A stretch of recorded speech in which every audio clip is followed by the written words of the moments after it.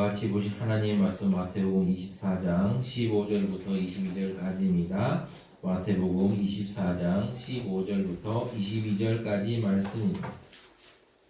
신약성경 41쪽입니다. 마태복음 24장 15절부터 22절까지 말씀입니다. 다 찾으셨으면 같이 합독하시겠습니다. 그러므로 너희가 선지자 다니엘이 말한 바 멸망에 가증한 것이 거룩한 곳에 선 것을 보거든 읽는 자는 깨달을진저 그때 유대에 있는 자들은 산으로 도망할지어다. 지붕 위에 있는 자는 집 안에 있는 물건을 가지러 내려가지 말며 밭에 있는 자는 겉옷을 가지러 뒤로 돌이키지 말지어다. 그 날에는 아이벤 자들과 젖먹이는 자들에게 화가 있으리로다. 너희가 도망하는 일이 겨울에나 안식일에 되지 않도록 기도하라. 이는 그때 큰 환란이 있겠음이라. 창세로부터 지금까지 이런 환란이 없었고 후에도 없으리라. 그 날들을 감하지 아니하면 모든 육체가 구원을 얻지 못할 것이나 그러나 택하신 자들을 위하여 그 날들을 감하시리라. 아멘. 해보겠습니다. 감사합니다. 사랑하는 두루마교회 성도님들, 성도 여러분, 하나님의 은혜 가운데 주일 성일에 이 자리에 나오셔서 정말 예배드리니 너무 좋습니다. 하나님 은혜와 사랑과 평강이 가득하시기를 진심으로 축원합니다. 네, 우리 옆에 있는 분들에게 하트 하나 이렇게 날려주세요. 손하트 여러분 아시죠? 네, 사랑합니다. 하트 하트 날려주시기 바랍니다. 우리 성도님들 제가 뵐 때마다 늘 귀하고 고맙고 감사하고 참 얼마나 좋은지 모르겠습니다. 지금 뭐 바깥 날씨 좋지요. 놀러 가기 참 좋은 날씨인데 놀러 안 가고 여기 오시니 얼마나 좋은지 모르겠습니다. 저도 좋은데 우리 성도님들은 우리 하나님께서는 우리 주님께서는 얼마나 더 좋아하실까요? 그냥 눈에서 꿀이 뚝뚝 떨어지실 것 같습니다.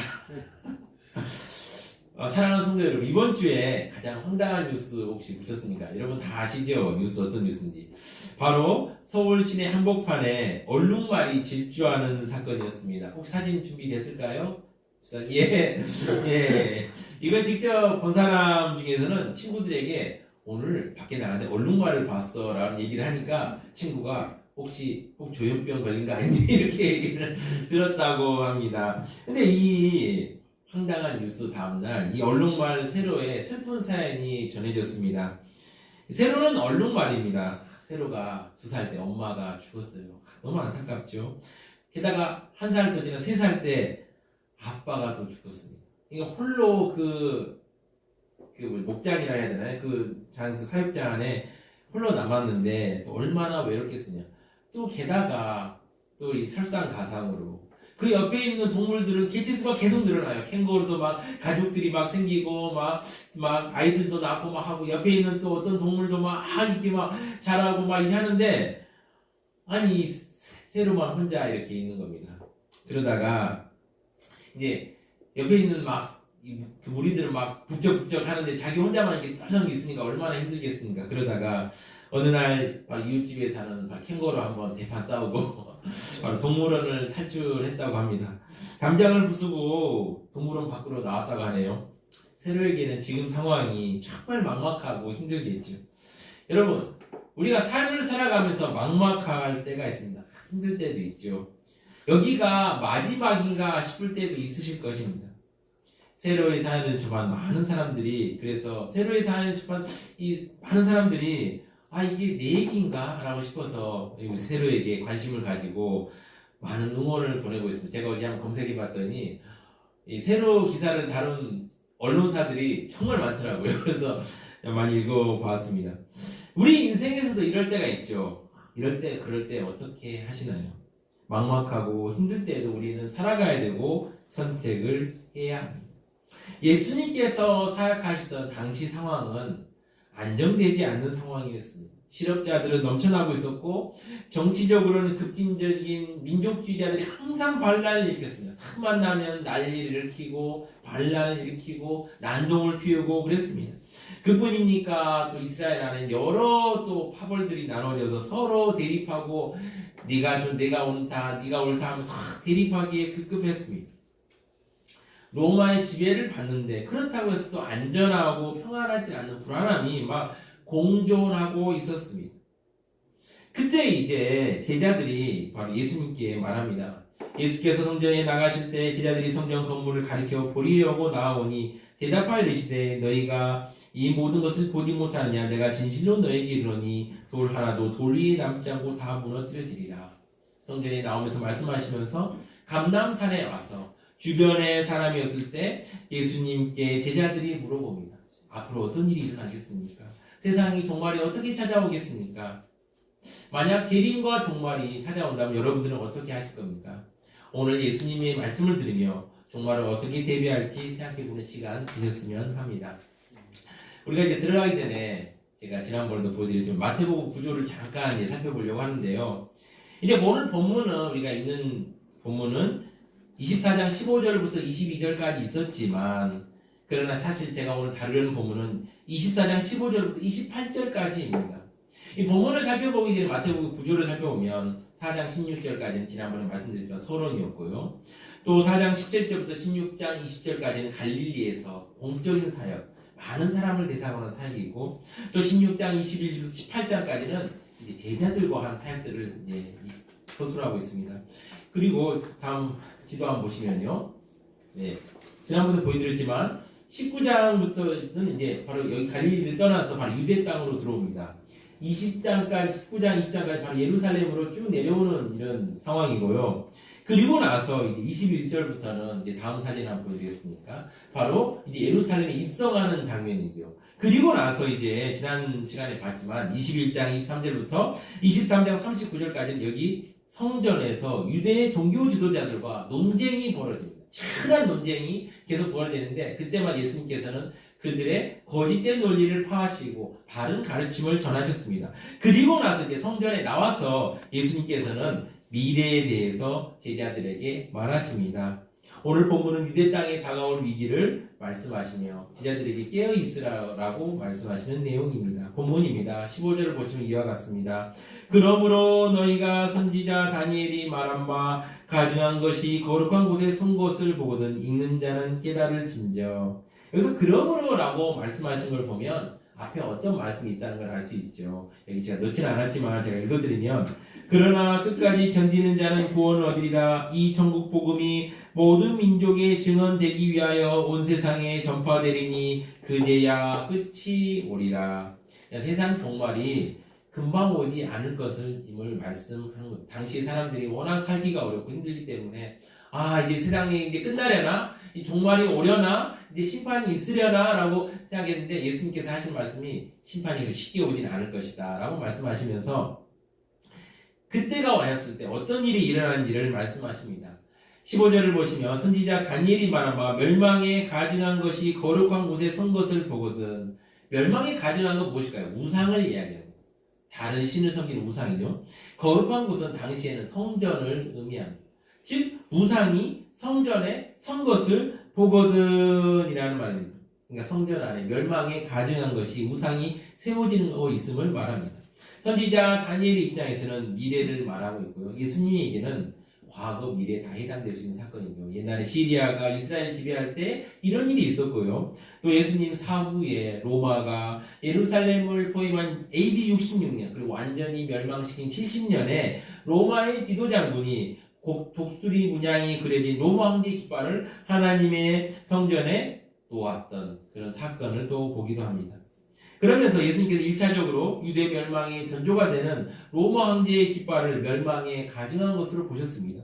그래서 읽는 자는 깨달을진저라고 말합니다. 그럼 이런 상황이 벌어지면 어떻게 해야 되는지 제자들에게 예수님께서 말씀하시는 16절을 보시면 그때 유대에 있는 자들은 산으로 도망할지어다.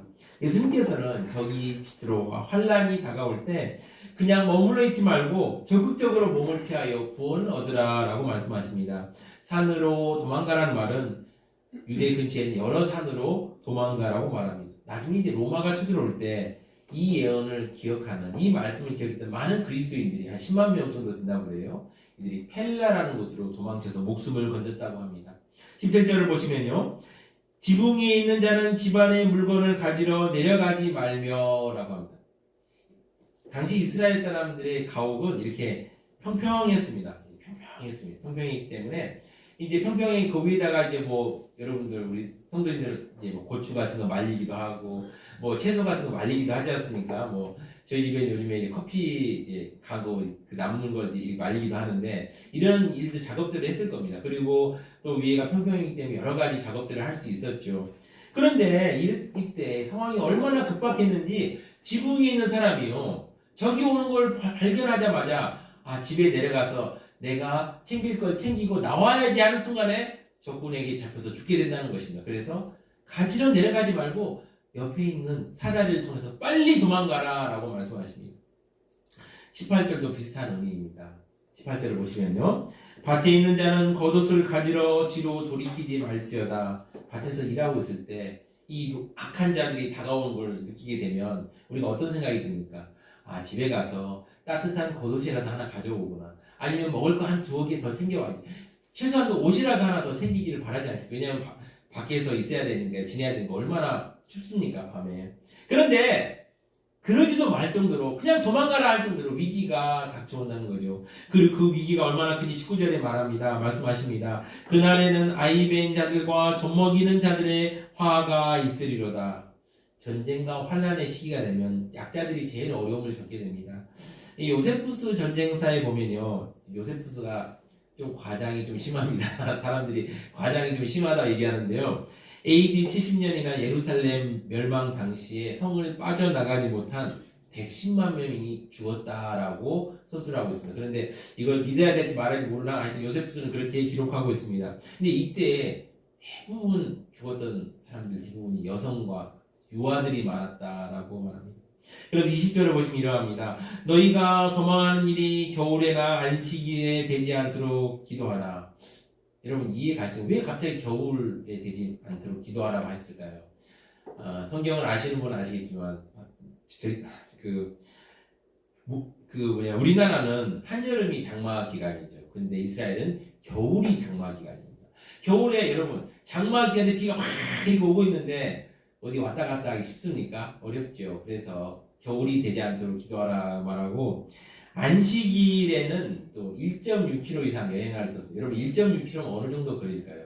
제가 한번 조사를 해봤는데 여기서 원흥역 아시죠? 원흥역이 3km더라고요. 3km. 그러니까 원흥역 중간 딱 가는데 멈춰야 돼요. 그러니까 안식일이 되지 않도록 기도하라라고 이게 말합니다. 그러면서 예수님께서 이 환란이 얼마나 큰 환란인지 말씀하시는 21절을 보시면요.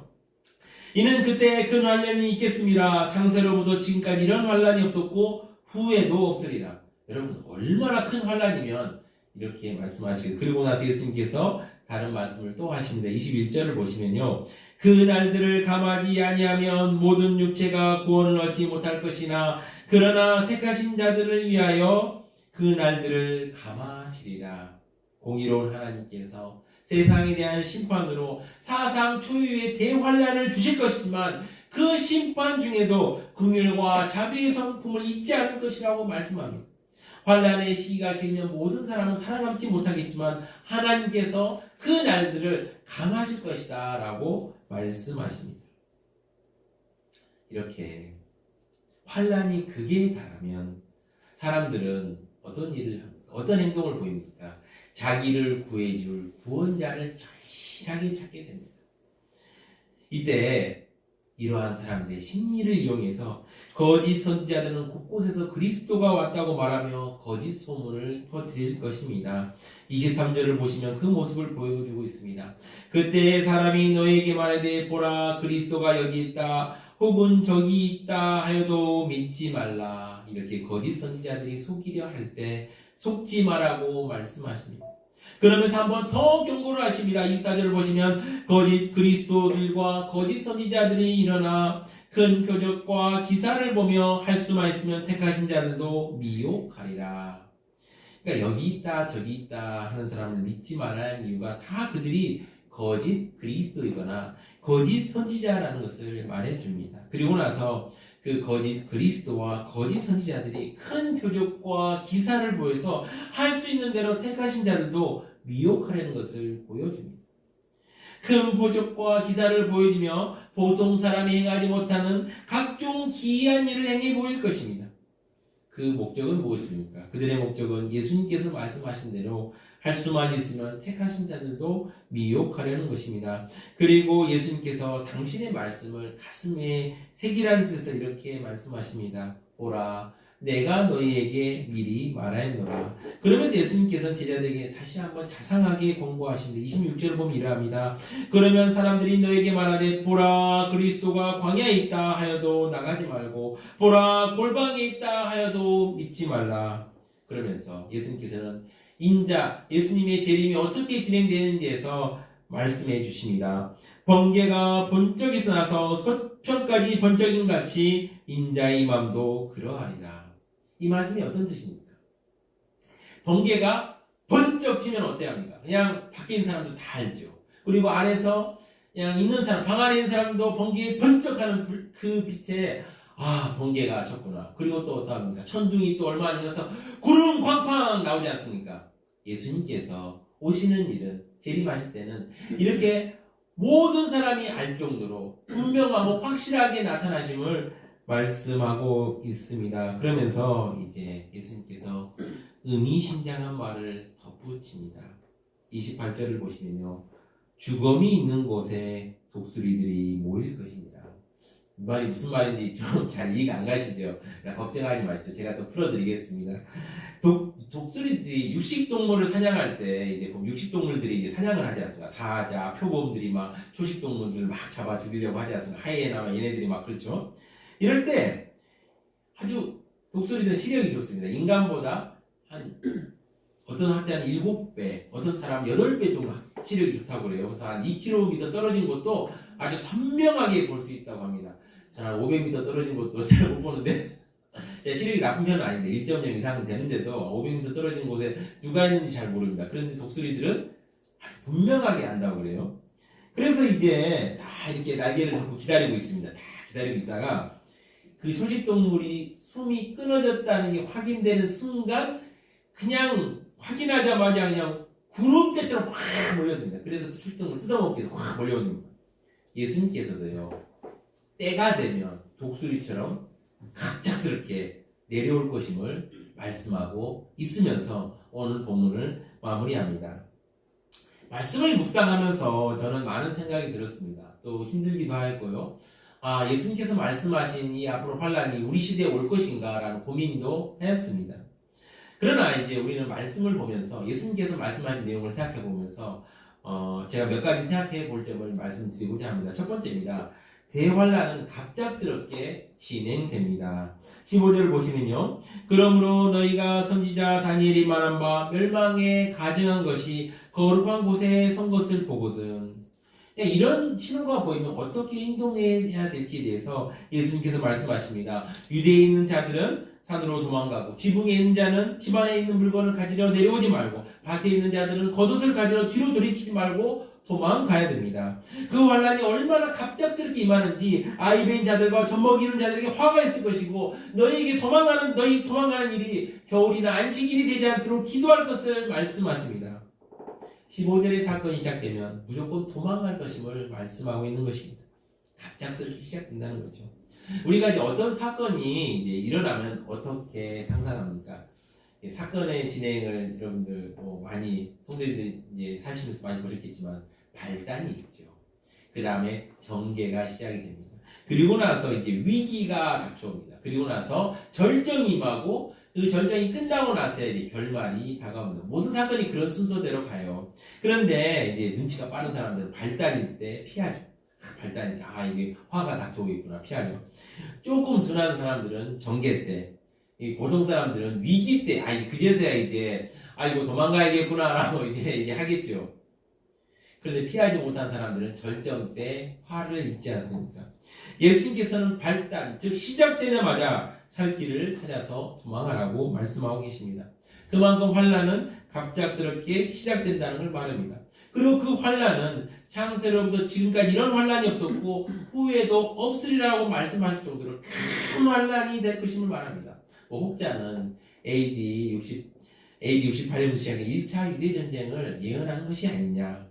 근데 아까도 말씀드렸죠. 10만 명에 달하는 그리스도인들은 펠라라는 곳을 피해서 목숨을 건졌지만 그렇지 않는 바로 유대인들은 이제 요세푸스 기록이다. 아까 110만 명에 달하는 사람들이 죽었다. 이 사건을 예언했다라고 주장합니다. 저는 그러나 이 예언이 예수님이 재림하실 때 일과 또 그때 일 두 가지 다 해당된다고 봅니다. 이렇게 제가 손가락을 이렇게 두 개로 딱 있으면 여러분 보시면 딱 붙어 있는 것처럼 보이지 않습니까? 그렇죠, 이렇게. 그러나 실제로는 이렇게 멀리 떨어져 있죠. 예수님께서는 큰 그림을 다 한 번에 보시기 때문에 두 사건이 멀리 떨어져 있지만 한 번에 말씀하셨던 거라고 저는 생각합니다.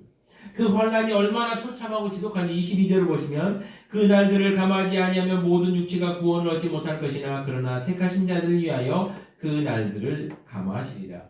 얼마나 그 환란이 심각하면 그 날들을 감하지 아니하면 모든 육체가 구원을 얻지 못할 것이라고 말씀하셨을까요?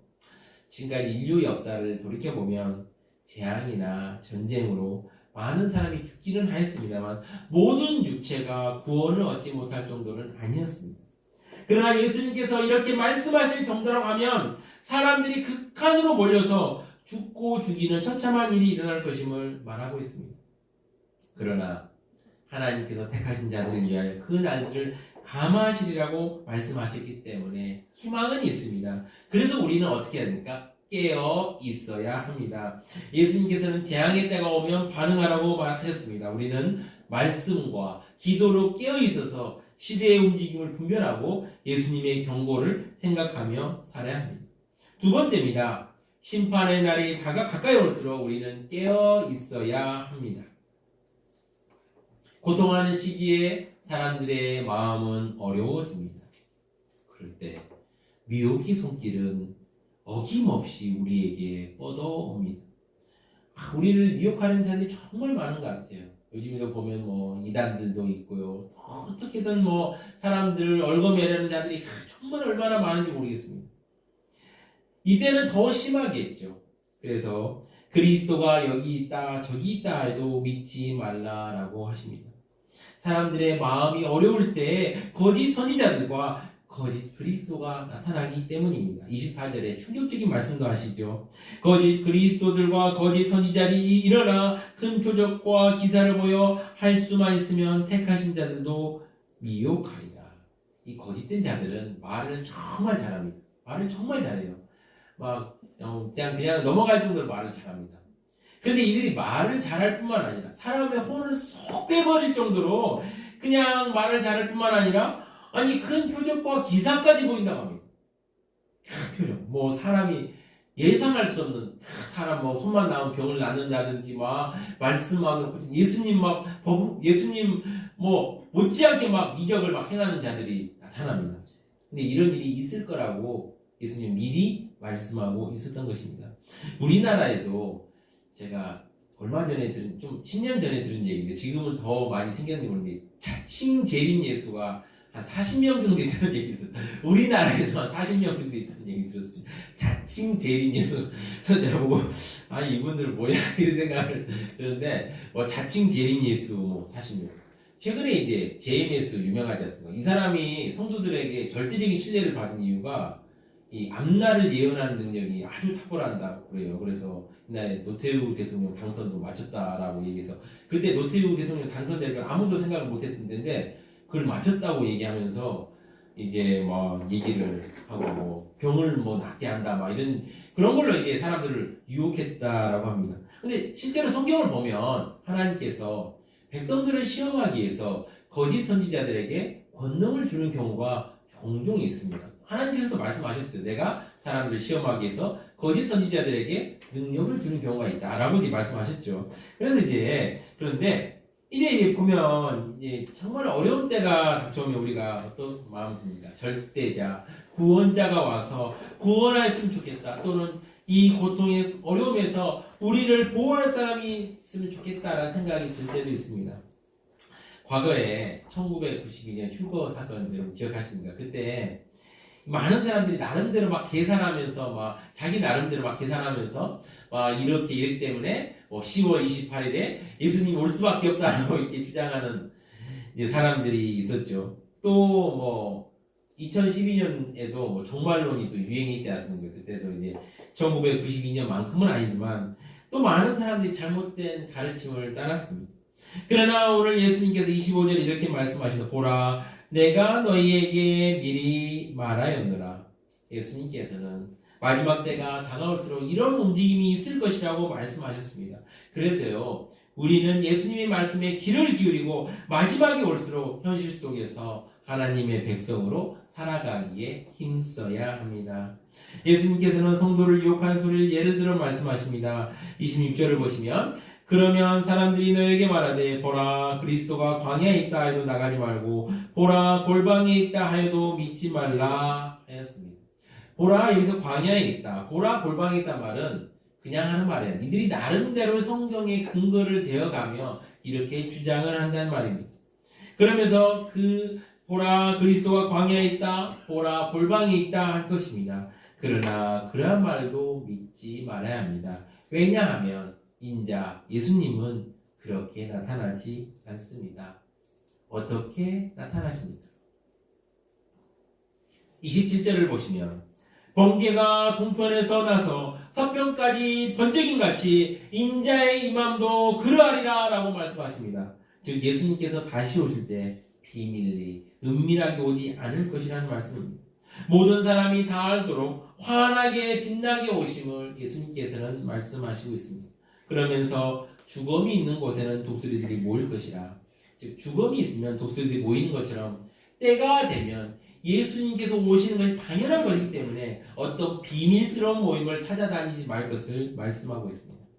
여러분 재림신앙에 대해서 우리가 오해할 때가 있습니다. 어디 가서 막 기도만 하고 살아야 되나 아니면 뭐 생업을 버리고 어디 가서 공동체를 이루고 거룩하게 살아야 되나 이런 막 두려움이 들 때가 있습니다. 이런 막 충동질을 하는 사람도 있고요. 그러나 저는 분명히 말씀드립니다. 이런 것들은 잘못된 것들입니다. 예수님의 말씀 어디에서도 그리고 예수님의 말씀을 우리에게 이해하기 쉽게 가르쳐준 사도들의 말 어디에서도 이러한 행동을 하며 살아야 한다고 가르치지 않습니다. 오히려 이렇게 살 것을 가르치는 사람을 우리는 주의해야 합니다. 세 번째입니다. 우리는 재림신앙으로 날마다 바르게 살아가기로 결단해야 합니다. 사랑하는 성도 여러분, 세상은 시끄럽습니다. 언제 어떤 일이 일어날지 모릅니다. 잠깐 죄송합니다.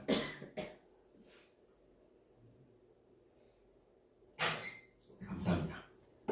불과 1년 전에 러시아가 우크라이나를 공격할 거라고 누가 생각했겠습니까? 오늘 예수님께서는 환난을 면하게 하기 위하여 어디로 들어가야 한다든지 아니면 특별하게 살아야 한다든지 그러한 가르침을 베풀지 않았습니다. 오히려 마음이 어려워진 사람들의 마음을 파고드는 거짓 선지자들을 경계해야 함을 말씀하셨던 것입니다. 사랑하는 새소망교회 성도 여러분, 환난의 때 예수님께서 다시 오실 재림의 때가 하루하루 가까이 옵니다. 언제 오실지 그 시대와 그 시를 우리는 알 수 없습니다. 그러면 아론이 마음대로 살면 되겠습니까? 아닙니다. 오늘 예수님께서는 제자들을 겁주려고 하신 말씀이 아닙니다. 오늘 말씀하신 어조를 한번 살펴보십시오. 혹시 나중에 예배 끝나고 집에 가서 오늘 본문의 어조를 한번 살펴보십시오. 막 제자들을 겁주고 협박하는 내용입니까? 아니죠.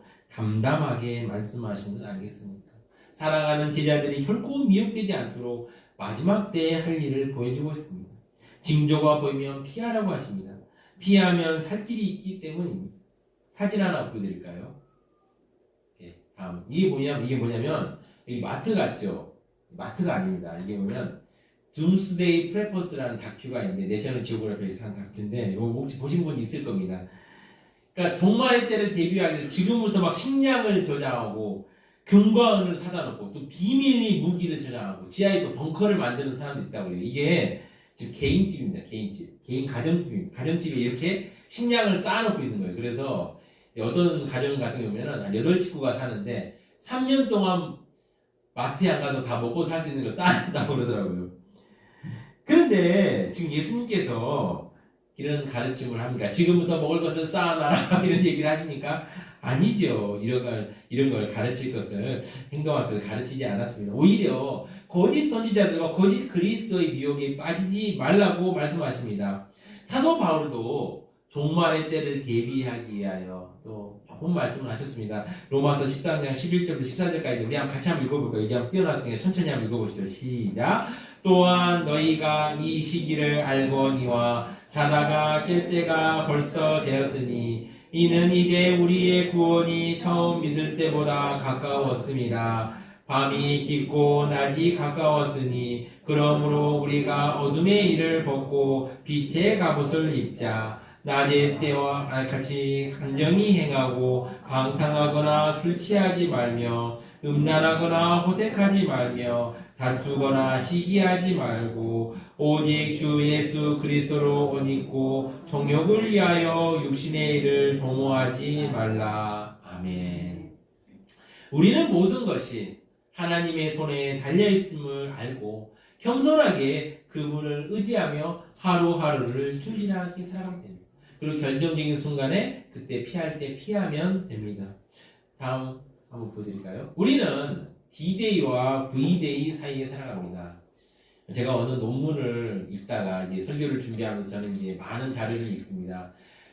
우리 귀한 성도님들께 어떻게 좋은 말씀을 좀 드릴 수 있을까, 또 말씀을 드릴까 해서 여러 또 학자분들의 또 말씀도 있고 하는데, 어떤 이제 학자분이 쓰신 논문에 보니까 이런 말이 있더라고요. D-Day와 V-Day 얘기를 하더라고요. D-Day가 뭘까요?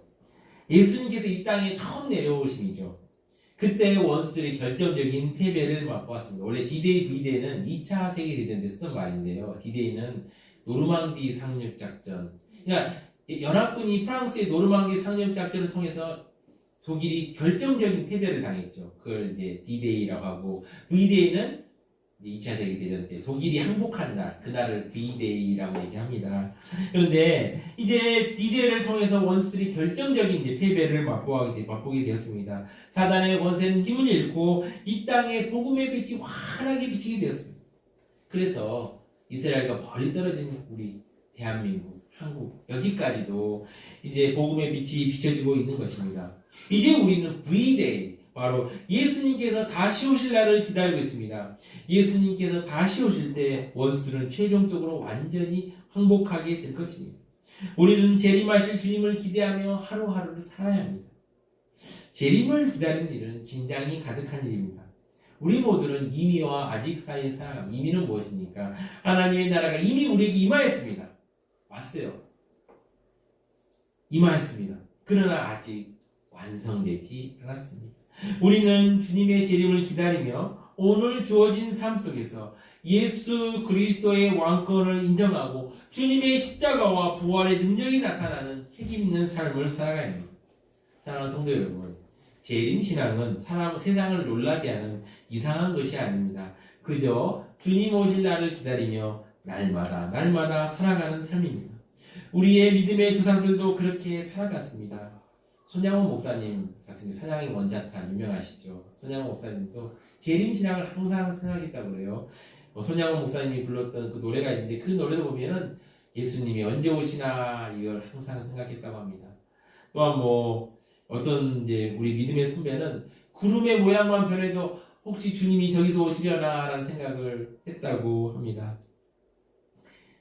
우리 재림신앙은 주님이 오실 날을 기다리며 날마다 살아가는 삶입니다. 믿음의 선배들이 그렇듯이 또 하루하루 주님께서 우리에게 서로 사랑하라라고 말씀하셨듯이 서로 사랑하며 섬기는 삶을 살아가면 됩니다. 예수님께서는 오늘 본문이 아닌 다른 본문에서도 서로 사랑하며 바르게 살아가는 것이 재림을 준비하는 유일한 방법임을 알려주셨습니다. 예수님의 말씀에 순종하며 날마다 깨어있어 재림을 준비하시는 사랑하는 새손마음교회 성도님 되시기를 진심으로 축원합니다. 우리 다 같이 합심 기도하시겠습니다.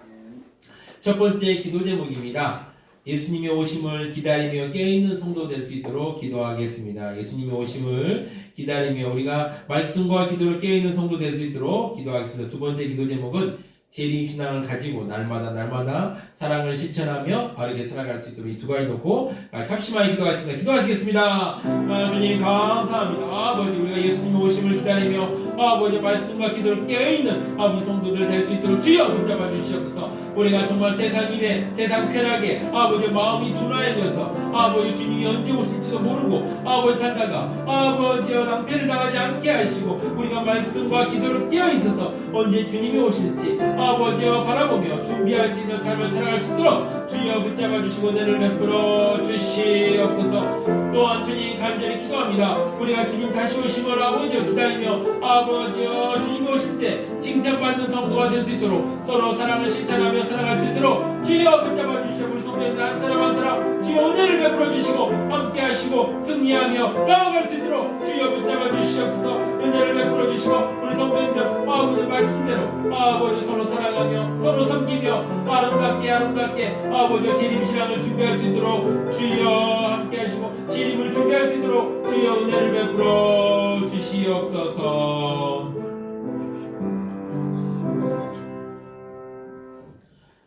사랑의 하나님 아버지, 오늘 말씀을 통하여서 환란이 어떻게 진행되는지 또 어떻게 대비해야 되는지 알게 해주시니 감사합니다. 우리가 재림신앙을 가지고 하루하루 주님과 동행하며 살아갈 수 있도록 인도하여 주시옵소서. 이 모든 말씀 우리 주 예수 그리스도의 이름으로 기도드립니다. 아멘.